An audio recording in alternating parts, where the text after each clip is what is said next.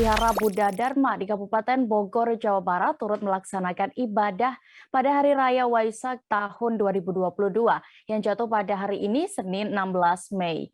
8 posat di Desa Tonjong, Tanjur Halang, Kabupaten Bogor juga mengikuti kegiatan tersebut. Umat Buddha yang mengikuti ibadah dari awal hingga selesai secara langsung di lokasi. Selengkapnya terkait kegiatan ini akan dilaporkan oleh rekan Naufal Lanten, reporter dari Tribun News yang sudah bergabung bersama kami di sana. Silakan rekan Naufal.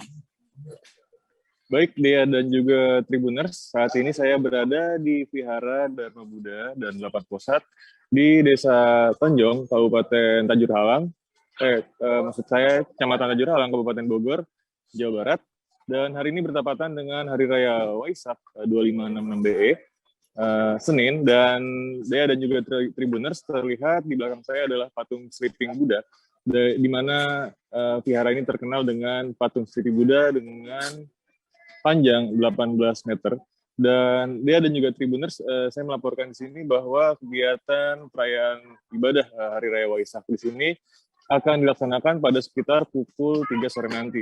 Namun bisa dilihat di belakang layar saya, beberapa masyarakat atau umat Buddha sudah mulai mendatangi Vihara Dharma Buddha dan 8 Posat di Kabupaten Bogor ini. Dan dia dan juga Tribuners, sebagai informasi bahwa kegiatan sembahyang dan doa-doa juga sudah dilakukan sejak hari Minggu atau H-1 pada kemarin sore di Vihara Dharma Buddha ini. Dan mereka juga sudah banyak melakukan doa-doa di sini, dan persiapan juga sudah dilakukan sejak sekira 2 pekan lalu, yakni bertepatan dengan Hari Raya Idul Fitri. Pengurus dari Vihara Dharma Buddha ini sudah melakukan persiapan mulai dari pemandian, pencucian patung-patung Buddha, dan juga gelaran bakti sosial bagi masyarakat sekitar. Jangan lupa subscribe, share, komen, dan like ya!